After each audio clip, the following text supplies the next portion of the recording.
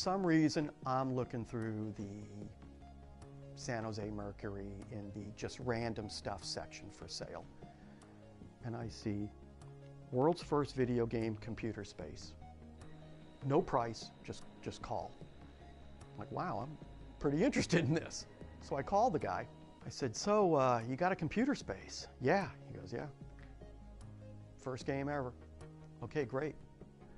What color is it? And he goes, well, what color do you want?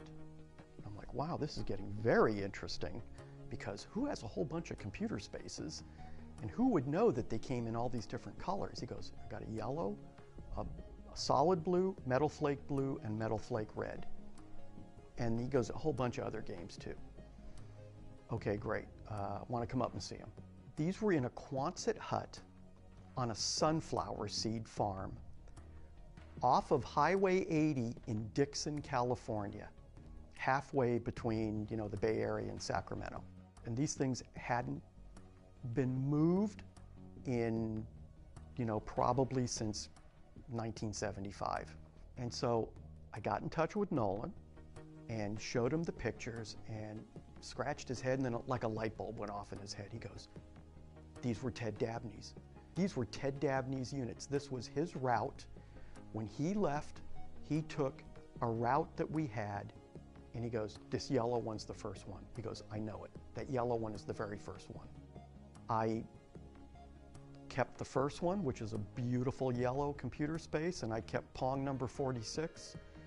And we got the rest of them running and working as good as we could. We got it all for $5,000. I don't regret the purchase one bit. Not for a minute.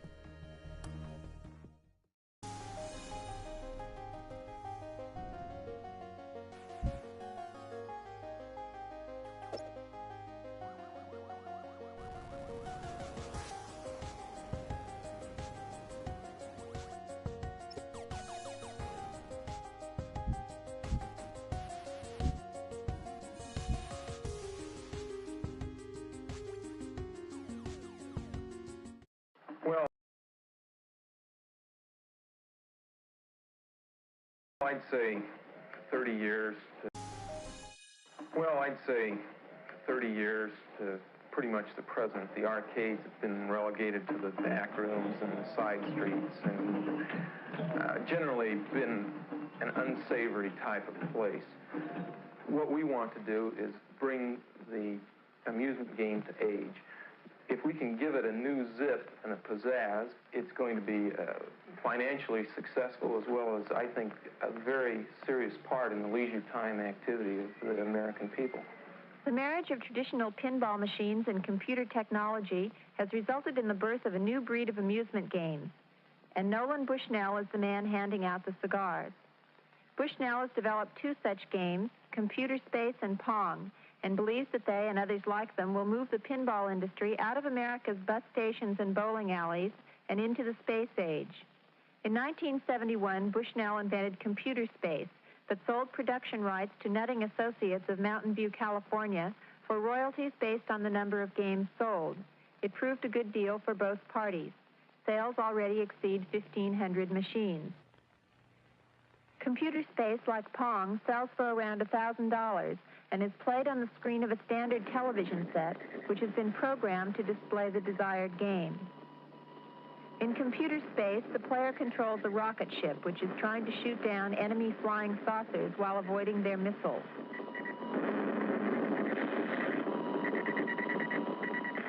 If the player scores more hits than the enemy saucers, he gets one free play. By the time Bushnell invented Pong in 1972, he was able to form his own company, Syzygy Corporation in Santa Clara, California, to produce the game. He has already sold over 1,000 machines and expects to sell 10,000 in the United States by the end of the year. Pong, as the name might indicate, is a game of video ping pong. The two players turn dials which control their electronic paddles and volley with an equally electronic ball. The first player to score 15 points wins. While Bushnell did design and program both his games, the technology he uses dates back to the late 1950s. Thanks to research by the Defense Department in the wake of Sputnik, Bushnell is now able to act out his dream of a nation inhabited by thousands of Pong and computer space games. The government spent millions of dollars on this technology, and as a result, now it's cheap enough that we can put it into a game and sell it for 25 cents for a few minutes and make $1 out of it. It's something that the research and development really was done many years ago, and now it's cheap enough that with PC boards and integrated circuits, we can use that technology to our advantage. The basic electronic unit of Bushnell's games is the integrated circuit. Each of these small chips is capable of storing large amounts of information. The program for a game is determined by specific combinations of these units to form a PC, or printed circuit board.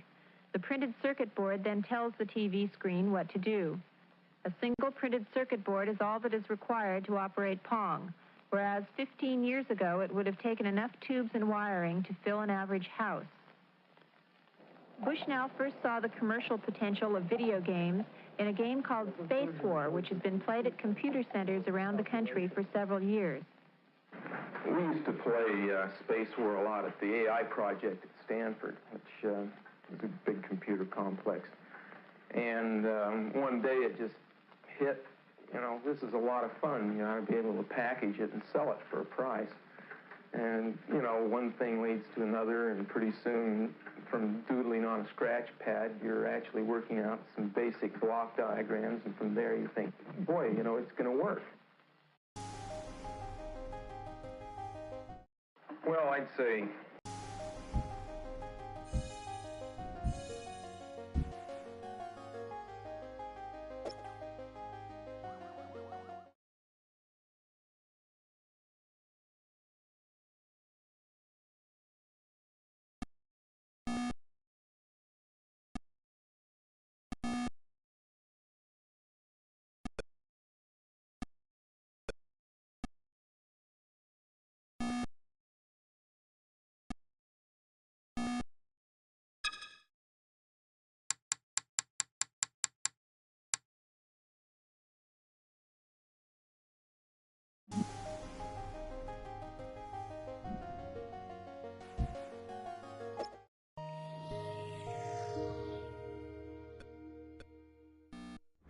You know what the Atari motto is? Innovative leisure, right? Well, it didn't say innovative arcade games. It didn't say innovative video games. It said innovative leisure. It was broad from day one. I mean, Nolan always had a consumer game in his mind because that's what he hired me to do. And I wound up doing the wrong thing and making a hit coin-op game, right? When I was at Ampex, I learned how to make sync generators, synchronizing, the basic fundamental circuit necessary to get a TV signal, because we had to generate an analog signal. So you do that and you get the ball at one speed and you put paddles up, and it's a very, very boring game. And so I added the speed up and I added the angles off of that, just, to make it playable, interesting. And so it started getting a little interesting. That's cute. And Nolan said, well, it's got to have score. We had a pretty good game, and hey, great. So what are you going to do for sound? I go, sound? I'm already over budget. What am I going to do? Nolan said, well, I want the sound of a roar of a crowd of thousands applauding your win. And Ted said, I want boos and hisses. And I'm thinking, how do I do that? Listen, I got video. I got the goddamn game up. Now you wanted me to do this. I'll be right back. So I pissed around for a day and poked around sounds that already existed in the vertical sync generator and gated them out with the 555 timer. I love it. Years later, the sound is so well thought out, so appropriate. It was like, are you kidding me? It was just, just thrown together in spite of what the boss said. And so that was how Pong came to be.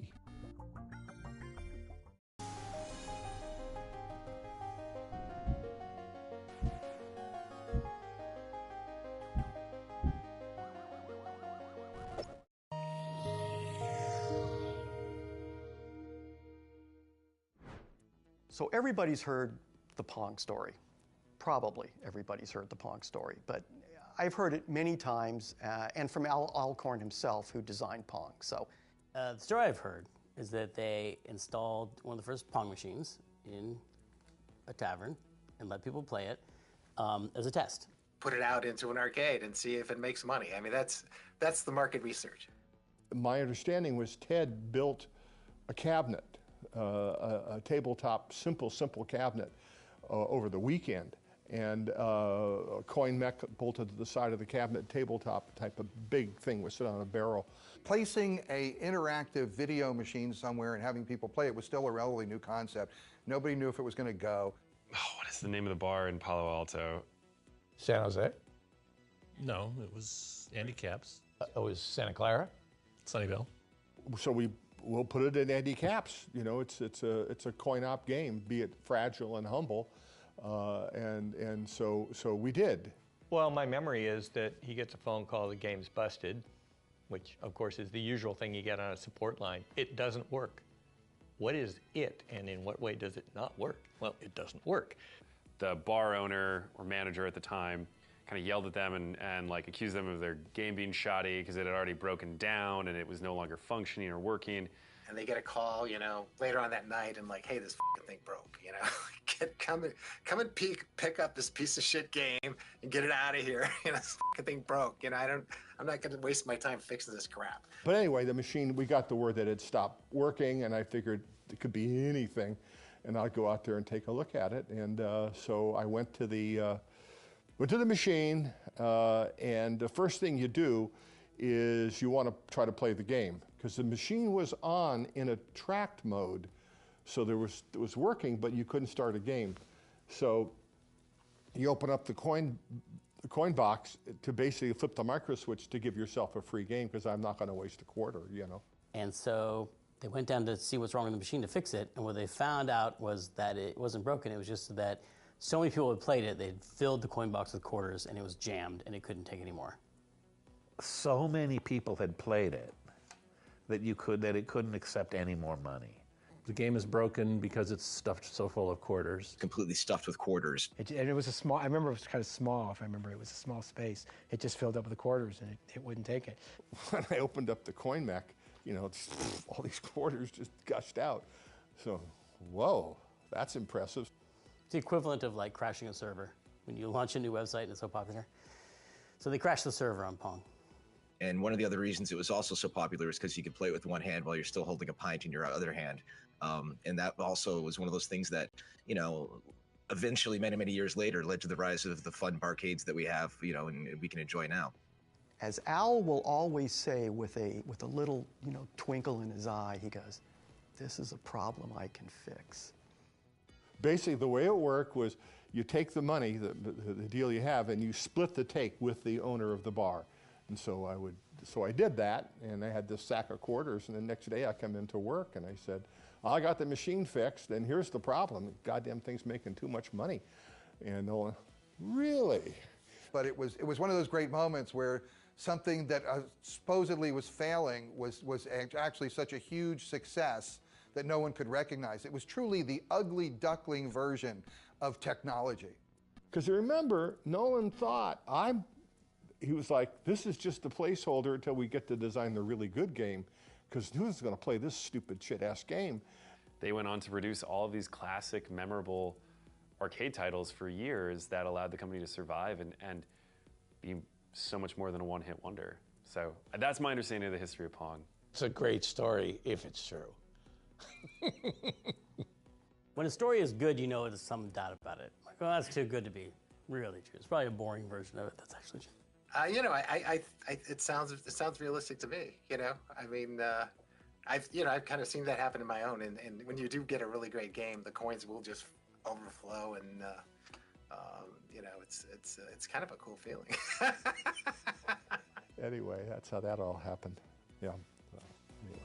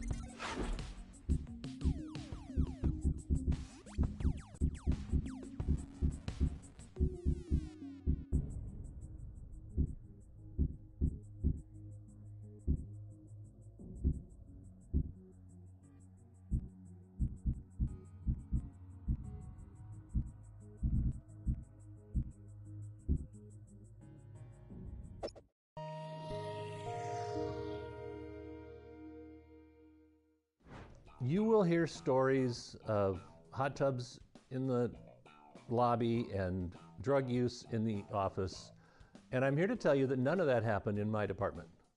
We started smoking pot right in our office. Rob and I were like the premier pot. Sorry, Rob.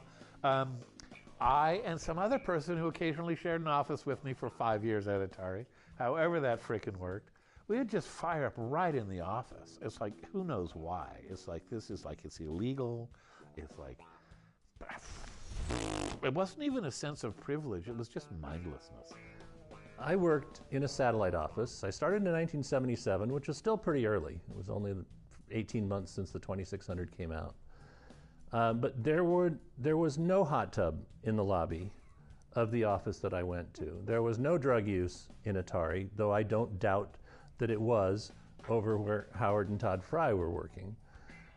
Drugs were consumed at Atari by all kinds of people at all levels of management, from the bottom to the top and all over engineering. Not everybody did drugs, but some people did, and some people enjoyed them, and some people abused them, and some people went to the hospital on them. And but by and large, drugs were a relatively nominal factor. Drugs, you know, there was a lot of marijuana, and it participated a lot in brainstormings. So we had the way of, you know, trying to incorporate drugs into our productivity model. I went home and I smoked a joint, a little bit of cocaine and a little bit of psilocybin in it. And I was sitting there, it was about half gone when I realized, oh, you could do that. And it's like I put it out and I went and I wrote a page of notes. And my design for that kernel was exactly what it ended up shipping. It was like, it was a tremendous amount of effort, actually, to get everything organized. You know, they did have good deliveries of cannabis in the inter-office mail. You know, that was probably the primary use of those yellow manila envelopes. I think it was, you know, Fridays or Monday. I think it was Fridays when you get these really thick envelopes coming through the system. You know, and it was weird. It was like there was a guy working there, and his job was he was the weed dealer. You know, that was his sole job at the whole company. And there was a very straight German VP of hardware down the hallway in the building. I have no idea. He complained to management about the smell of pot smoke in the corridors. So they got him an office in a different building. I have been asthmatic since I've been 12. I need drugs to breathe. I did not do drugs because drugs to me were something that let you get up in the morning, you know, and breathe. So and nor did I think I wanted to mix those things. The high of me was doing the work, and I was always a happy guy. So I just didn't feel I needed it. So I never did drugs, but there were a lot there. Don't put too much stock in the fact that every Atari employee was stoned out of their minds while making games. I mean, there was all kinds of drugs consumed at Atari, but the real drug at Atari was going into a store and seeing your product, seeing your game on a shelf.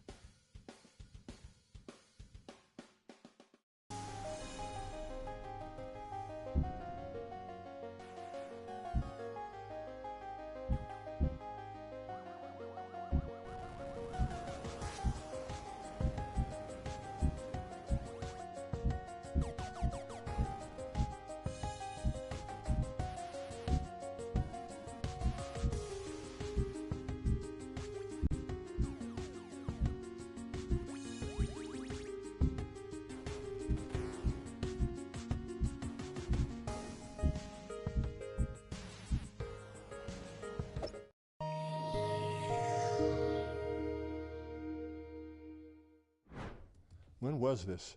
1980, 81, that time frame.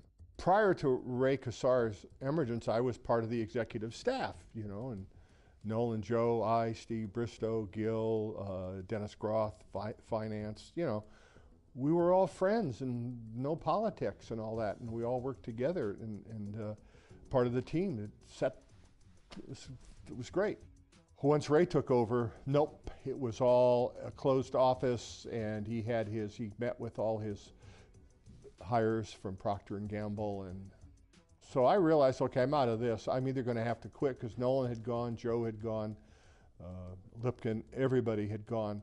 I figured, well, I'll go back. This is my baby. I'm going to do it one more time. And we had used holography. We couldn't keep secrets at Atari. We're just no good at it. So we decided the best thing to do was put out disinformation. So one of the best ones was the next coin-op game's going to have holography in it. It was like, what the hell is that? I knew what it was, because having, been to college and studied this physics and stuff. But that was just. But anyway, I decided, well, I'll do something. Let's do something in holography. Maybe there's something there. I'll take it. Sounds hard. Sounds interesting. I know a little bit about it. And we proceeded to explore holography and what could be done, and came up with a holographic toy that basically sold it to Ray, saying, how would you like, because the cartridge video game business seemed to be very good, how would you like to have a system where the cartridge, it's a cartridge-based system, but the cartridges are half the cost of, everything is half the cost of the VCS. And, hey, go ahead. It were very simple. They were nothing more than an LED, a simple LED game, the handheld LED game in those days. The only difference was we had a hologram with 2 images on it. You look through this box, and there were 2 lamps inside, and when you'd crash a spaceship, you'd see a hologram of a spaceship crashing.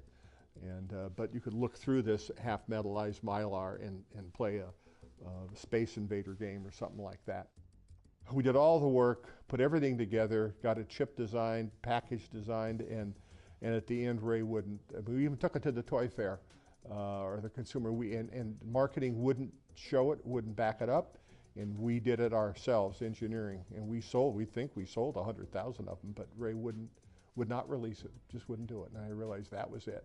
They're not going to release that. I mean, this is now in a time when if it failed, you wouldn't even notice it. It wouldn't be a pimple on the balance sheet. But they were afraid to do it. Back when the whole company was, we're sure we'd do it. So that was the end of my career at Atari.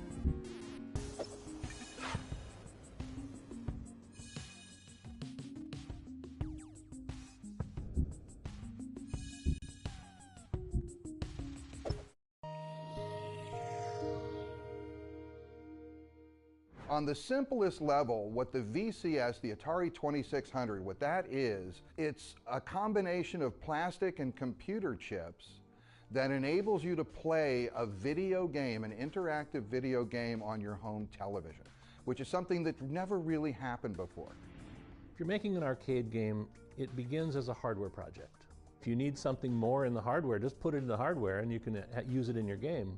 The Atari 2600, we didn't have that luxury. The game was already in Grandma's house. It was already hooked up to her TV. And all we could do is make a different cartridge, sell that to the person, he plugs it in. It was the thing that made video games a worldwide phenomenon. And all it is it's a box that enables you to play an interactive game on your TV. But on a cultural level, that's such a huge thing to do, because there were 2 things that achieved that changed the world, literally changed the world. One is it put computers in homes. At a time where IBM only had about 10,000 PCs sold altogether, Atari had millions of units installed, and every one of those was a computer in the home.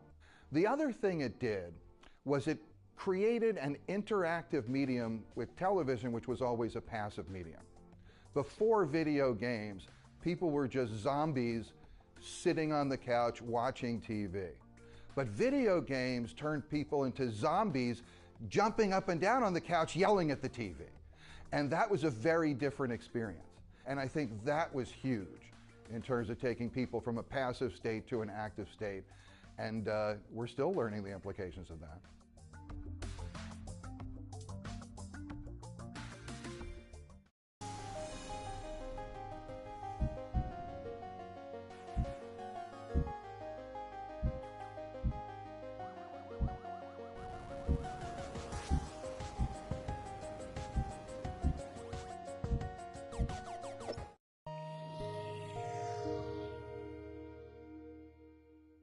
The entire reason that Atari created the Atari 2600 home console was to put their arcade hits into the home.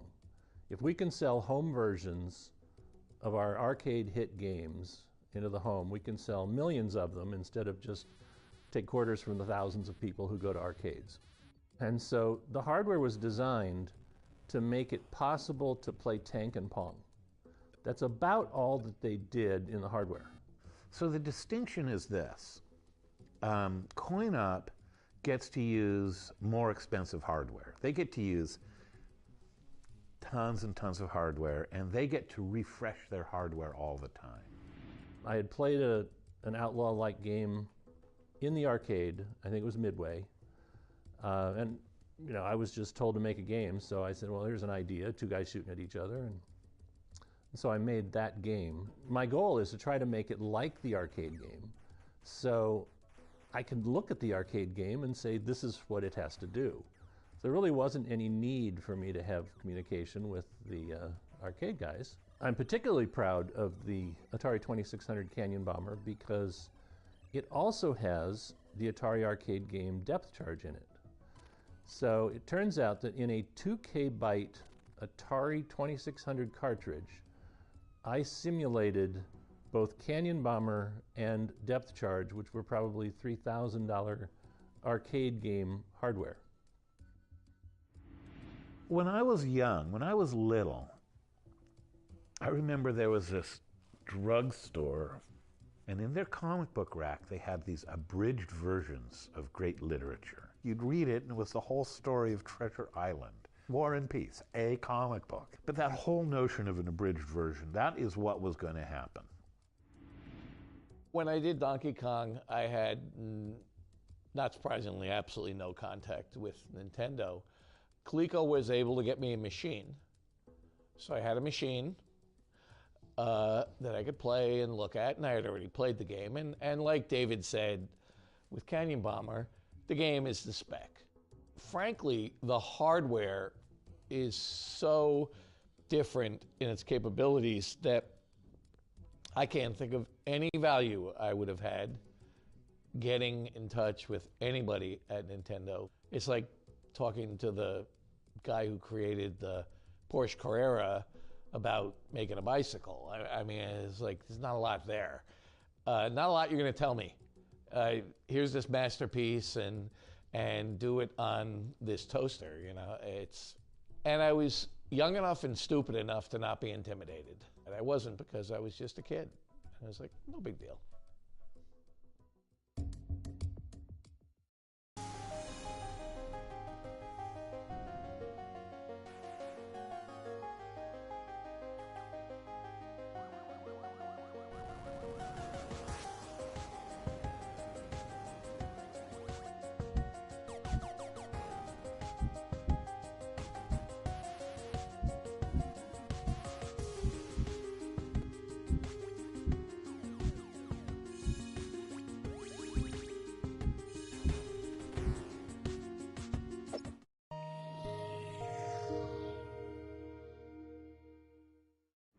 I'd have to say one of the more influential Atari games that hit me hard was Adventure. Adventure had been a very popular game. Adventure is related to really a nerdy game. It's related to like text adventures or to Dungeons and Dragons more than any of the other things, any of the other intellectual property or content on the 2600. So many games were just like kind of shooters and, you know, combat and whatnot, things like that were very simple. But Adventure really broke the mold for what the 2600 was capable of. But one of the most, like, I feel like magical, impactful moments on me with the Atari games is that we got Adventure, and I saw the cover at the drugstore, because that's where we had to buy video games, at the drugstore behind the photo counter. And we got it home. I was so excited to play it. I just didn't read the instructions. I just ripped it out of the box and like played it and started playing it. And I was like, I'm this dot, and there's like, you know, the duck chasing me, and I got an arrow, and I can't figure out what's happening. He ate me. Oh my God. The weird thing about Adventure was the dragons were supposed to be dragons, but they just looked like ducks. I don't know what they were thinking there. The bridge and the bat, and it was so baffling. I really loved that experience of somewhat confused experience, and I feel like that's actually something I love still in games now. When there's that moment of like, what the? Where you just get games can do that. They can just surprise you, and they can make you feel really bewildered. And then as you slowly figure out how they work, that's part of the pleasure of them. I think is that not knowing what to expect in them. So that moment of being surprised by Adventure has really stuck with me. Another thing I like about Adventure that I try to incorporate is that feeling that the game is really alive. The characters who are in that world live even when you're not looking at them on the screen. Like when the dragon or the bat flies on the screen in Adventure, you feel like it's been on a journey. It's been somewhere. Oh, the bat went over and it stole the shield. It stole the sword, and now it's in the room. It's like you don't feel like it was just spawned in that room. It's been in another room doing bat adventures. And what it provided for me was a sense of mystery and exploration that would later influence the 2D adventure games that I would make that would help launch my career.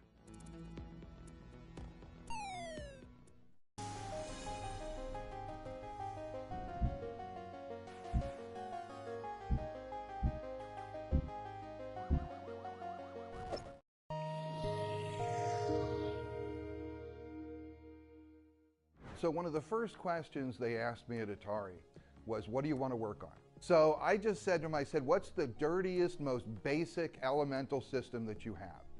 And he goes, oh, well, that's the VCS. And I said, well, that's where I want to start. I mean, the constraints on the programmers were worse than I ever even imagined were possible. 2600 doesn't draw a screen. It doesn't draw anything.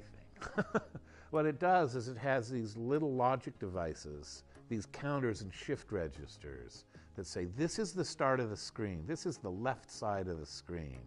The electron beam is moving to the right. I'm going to count. I know how fast the electron beam is moving. I'm going to count until the electron beam is somewhere on the screen, and then I'm going to change the color on the screen for a little itsy bit.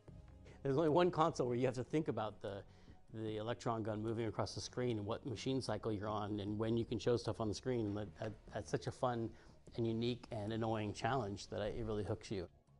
It's the most fun I've ever had making a game. What do you say, Dave? Fun might not be the word. You know, it is the most challenging thing you could do. When we were doing it at Atari and at Activision, there were fewer than 100 people in the world who could do what we were doing. And that in itself was, you know, very positive, very uplifting. It's really a sense of accomplishment. If you can create something that, you know, 1 million people love on this horribly limited piece of hardware, you've created something. You know, have a sense of accomplishment. And there are very few things more technical challenging than trying to get a game out of the VCS in the first place, because the VCS was a very technically limited machine. It sounds like a fabulous thing, and when it first came out, it was, because people had never seen anything like it. I don't know if other people are as rewarded by it, but you're overcoming tremendous challenges. There's nothing that's easy to do on the 2600. And you're winning, right? I love winning. And the other thing that's fun about playing them still is that they're all 60 frames a second. They have to hit that or the screen won't draw, you know? So they're all Even much better than I think consoles that came out a few years afterwards. They all feel really fast when you play them. No Atari game has any sort of lag or anything because they had no option to have lag. It's like when today, in hindsight, people criticize the first screen of Donkey Kong on the 2600. When I finished that screen, I thought it was a miracle. And you get people on Facebook today saying it's the biggest piece of junk I ever saw. And you just have to understand the perspective of where you were at the time. The programmers that worked with that machine were magicians.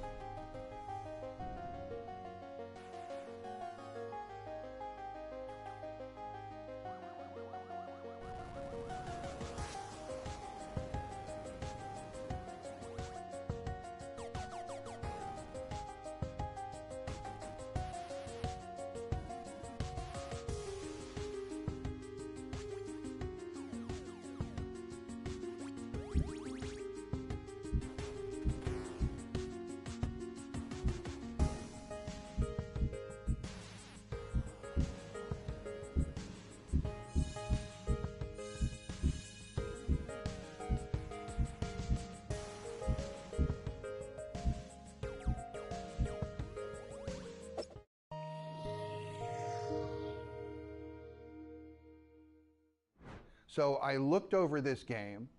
It was Star Castle. I played it a bunch. I thought about it on the VCS. I looked it over and I realized, holy crap, this is going to suck. This is going to absolutely suck. And I could not afford to have my first project suck. I did a little preparation, and then I marched myself into Dennis Cobal's office, and I said, look, instead of doing this, I'd like to do this. This is something that I think uses some of the basic game ideas, but I think this is something that would work on the system. This other one won't work. And I just made this little presentation to him. And to his credit, he said, okay, you know what, go for it. The first thing I put up on the screen was an animated character. Most people use a block because they want to start working out their game mechanics and stuff like that. I put up an animation. That was the first thing I put up on a screen. And people would go by and they go, wow, that looks cool. What does it do? I'd be like, nothing. That's what it does. There it is. I said, I'm still working on it. Don't worry. It's like, and then it got to the point where it was time to actually play it and have some of the stuff. So I had achieved my goal of trying to make something interesting. And it sucked as a game. And I was exactly caught in the place I didn't want to be. So what I did was I started taking feedback, which was extremely painful. To hear people telling me how much my game sucked. The only thing that really made it tolerable was that I wasn't so self-deluded at that point that I didn't realize it sucked also. Until I worked out making some of the changes and getting it through, I was in very bad shape. And I was feeling some very negative feedback from some other people, and I was feeling, you know, I'm usually the person who's hardest on myself. And that was a tough time for me. And I had to get through that before I could hear what people were saying and start to work on it. And I had to release myself from, but I have to have this, but I have to have this. You know, as a therapist, I always catch people when they say I have to. I always love people say, you know, I have to, but I have to do this. And I always stop and I say, look, you don't have to. Obviously, you don't have to because you're not doing it, right? You don't have to, but you could, but there's probably a reason you're not. And the reason I'm able to give that lesson to my clients now is because I had to get over that. I had this have to that was making things not work. And until I could let that go, I couldn't make the game succeed. And when I did, it forced me to think in new ways, to think outside the box, and to go come up with some other left field solution. And when I made those changes, then suddenly yours was really good.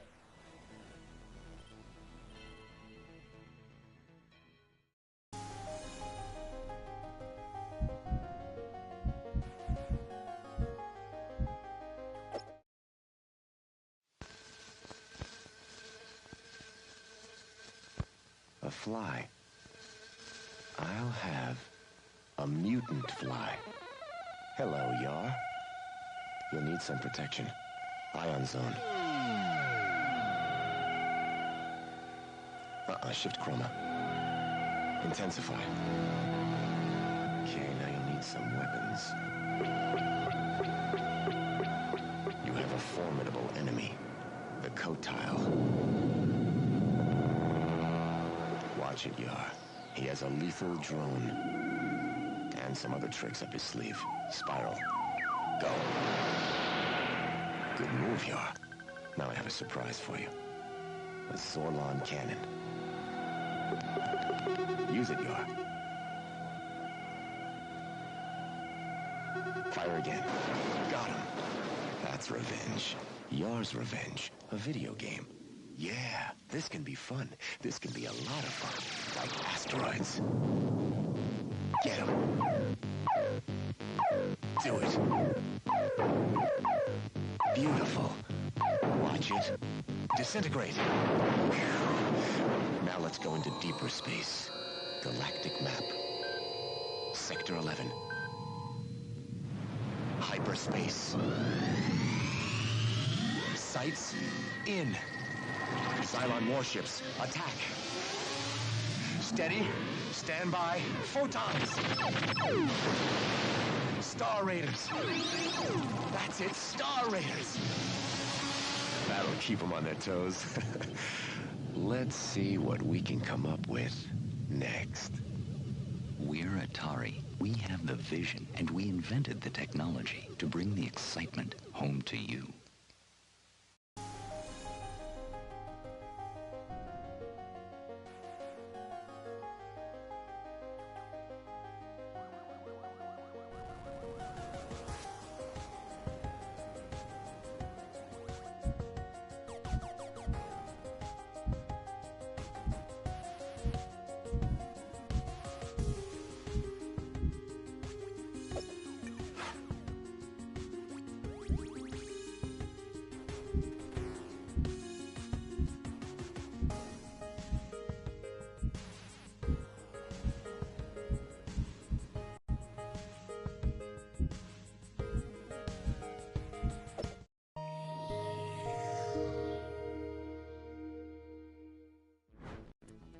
So Adventure was a really popular product, and we were there was some vibe around maybe a sequel to Adventure. And somewhere in there, I got the idea of doing a series of games that were contests with comic books with real prizes made by Franklin Mint. We were part of Warner Communications, and somewhere along there, we had started to be doing bits of comic books with the games. And because Warner Communications owned DC Comics. Warner Communications, I happen to know, I don't know that anyone else was paying attention, also owned Franklin Mint, right? Franklin Mint being a collectible company. I don't know, they made plates and little figurines and stuff, I know, and medallions, and not my scene, but it's a creative world.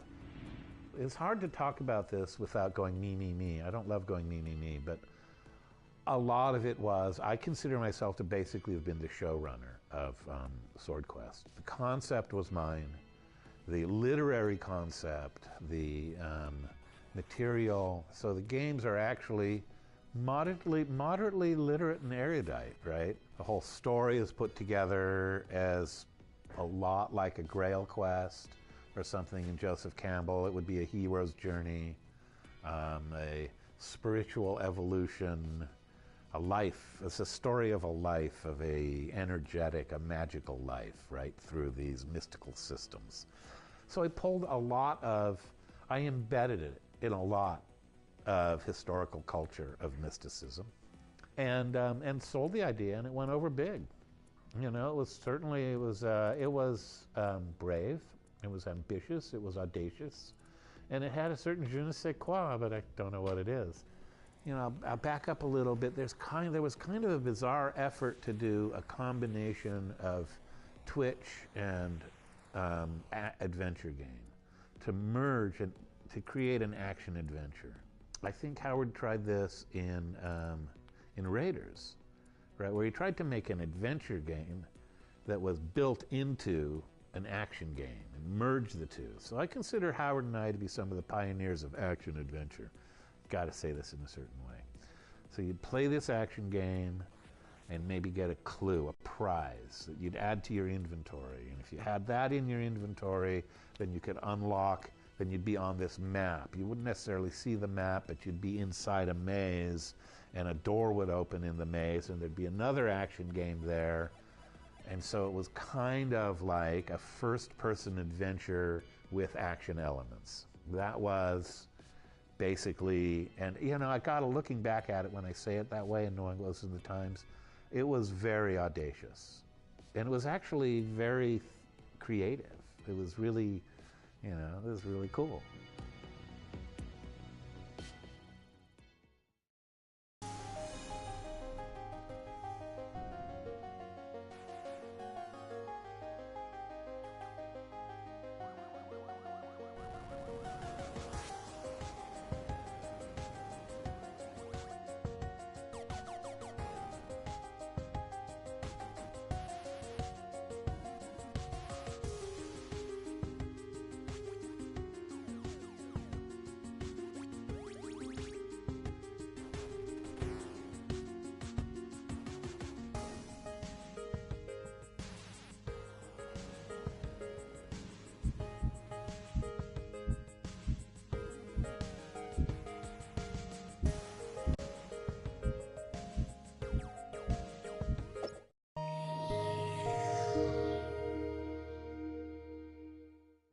The 5200 was a tragedy.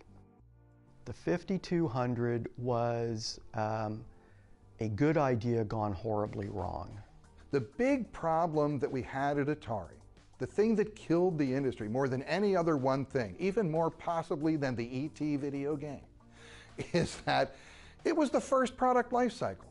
No one had ever been through a major success video game console life cycle. So where does it end? Nowadays, when somebody comes out with a new system, they already are designing the next system because they know the life of a system.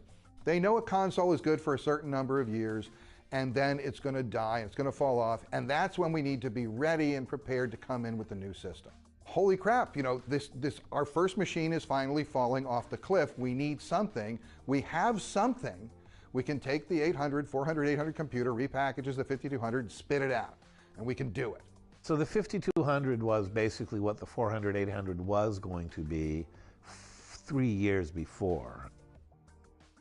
It's a tough business. Business is cruel. And you know, like I say, I'll say it again, it was the first time anything was being done. No one knew.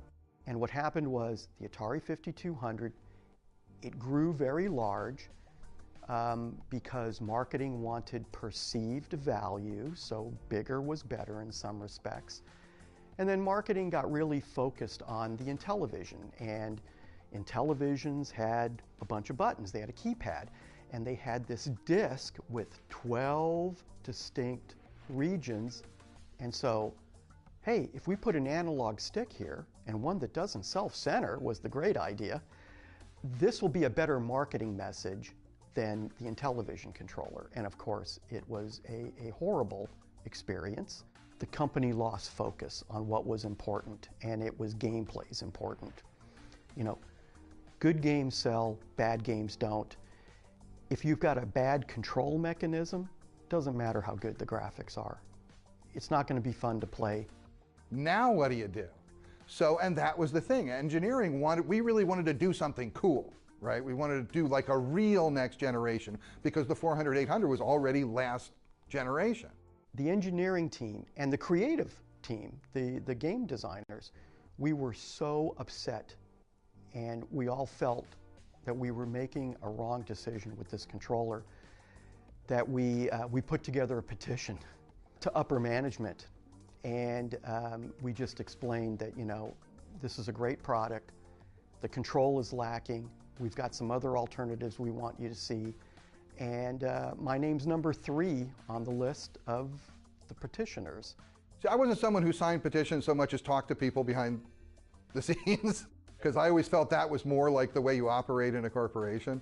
And but I definitely put the word out whenever I could that, like, You know, this is something we either should have done a few years ago or, you know, can't really do now. We told marketing, hey, we could make this 2600 compatible.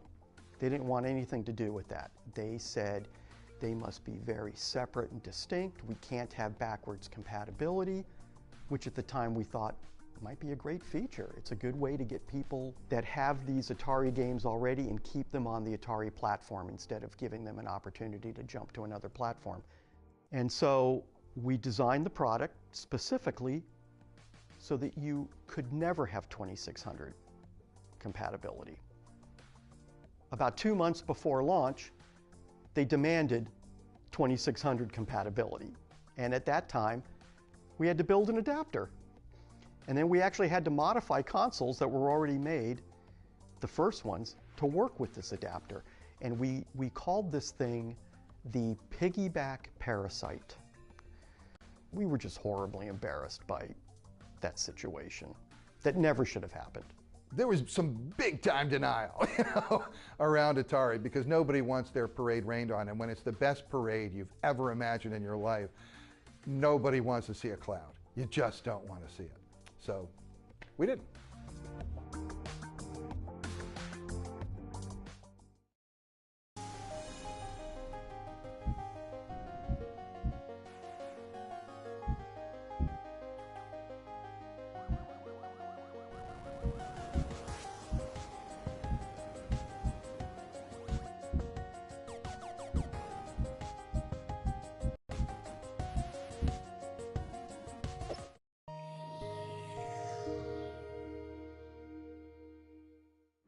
When you have a tragedy, and I do believe that the fall of the video game industry in the early 80s was a tragedy. It was a tragedy to many, many people.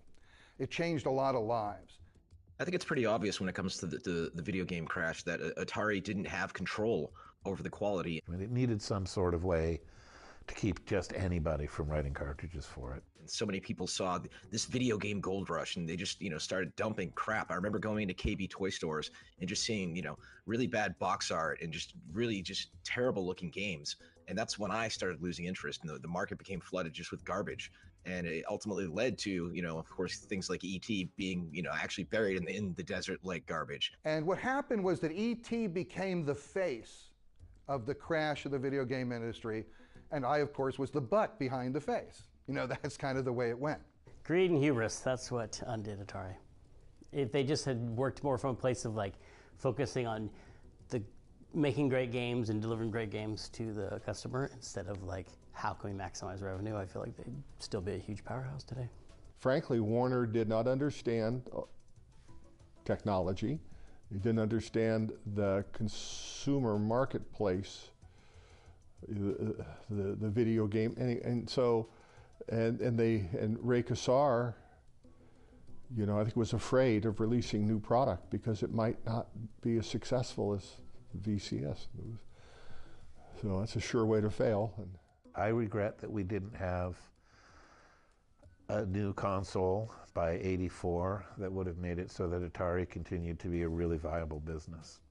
We never, ever got down to ever having any process by which we could come up with a better system. Even to say, I think people do believe that, like, if they had just released like the 5200 earlier, or if they released the 7800, or they had done different things, they would could never have they would have survived the crash a lot better, and they would be like a powerhouse today. You know, like as a kid, I didn't know much about business, but I just felt like something was wrong. No one knew anything. Certainly, no one knew how to replace an existing console with a new one.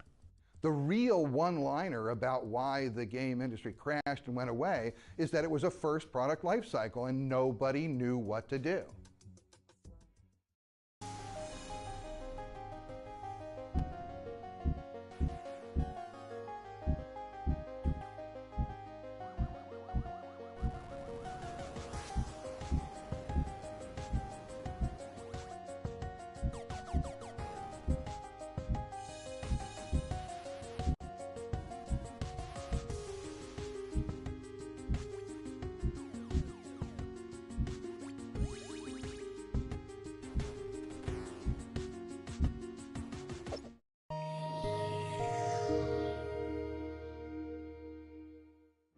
there's this funny time period in the history of, if I wrote a book on the history of the video game industry, there's this funny time period where we had left Activision and we went from this fabulous AAA office complex, beautiful. We had more space than we needed by a factor of 5, and we went to the most horrible office in Midland Park, New Jersey, in the basement of an optician's office. Game industry, this was after the crash. Game industry was a disaster. And it was just, oh man, what an office. It was horrible. But we survived in it. I mean, you gotta do what you gotta do. So anyway, we're in this horrible office, and we're doing C64 stuff at that point. And I get a call from a buddy of mine. Actually, he was our part-time sales guy, and he always visited Toys R Us, and he knew them really well. He called me and said, you know, you're gonna laugh, but they want to know if anybody's doing 2600 games. Because at that point, there were none. Nobody was doing them. But there were 26 million consoles in homes. And people were going in Toys R Us saying, why don't you sell games for my Atari anymore? So I said, wow, that's interesting. How many would he buy if he had a 2600 game? He said, oh, you know, 20, 30,000 pieces probably. And I said, all right, I'll get back to you. So we did Title Match Wrestling and Super Skateboarding, first 2 titles. I mean, regular skateboarding, first 2 titles. And he loved them, and they sold like crazy. And at that point in time, we were the only people in the world making games on the Atari 2600. My phone rings, and it's the Tramiels. So he did some 2600 games. You know, do a couple for us, because word got around. There's actually a need. And then Activision calls and says, do some 2600 games for us? And I said, well, why don't you guys just do them? He goes, well, you know, if I can be completely honest with you, we don't have anything. We don't have the specs. We don't have manuals. We don't have the equipment. He said, we couldn't make a 2600 game if we wanted to. So could you make something for us? I tell people that, they're like, who the hell wanted 2600 games? You know what? No one told consumers that there had been a crash. No one went to their house and said, you don't like video games anymore. Because that's what Toys R Us and Walmart said. People don't like video games anymore. But the people at home were sitting going, God damn, I'm tired of combat. Isn't there something else I can play on this machine? So it was good. We had a great run there. We had a lot of money off those games.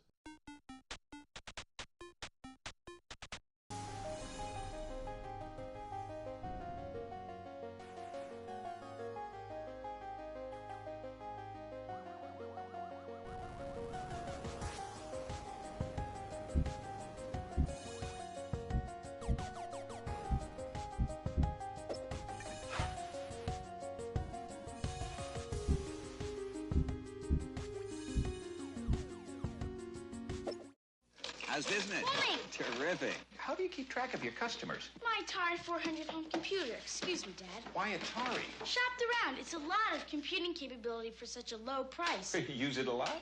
Sure, life's not all fun and games. There's homework, I even program. Atari has lots of software, not all the others do. And of course, only Atari has games like Centipede. Games? Well, we executives have to unwind. Atari home computers. Only Atari puts so much in it for you.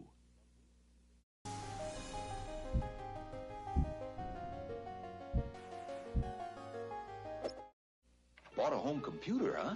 An Atari 800 home computer. Nothing but the best for my son. Why Atari? Atari makes computers that, you know, seem friendly, part of the family. Want to show off? Sure, they're real easy. Terrific software, huh? Nice graphics. And how do you like this for sound capability? Impressive. It sure is. So what's his first project? Soon, the alphabet. A is for airplane. Atari home computers. Only Atari puts so much in it for you.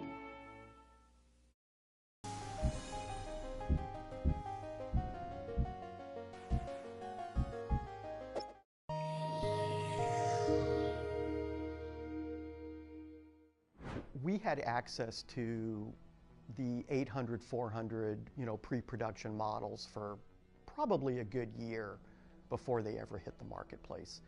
And I would literally every weekend check out an Atari 800 and prototype Star Raiders and spend the entire weekend playing Star Raiders. It was just absolutely phenomenal. I couldn't get enough of it.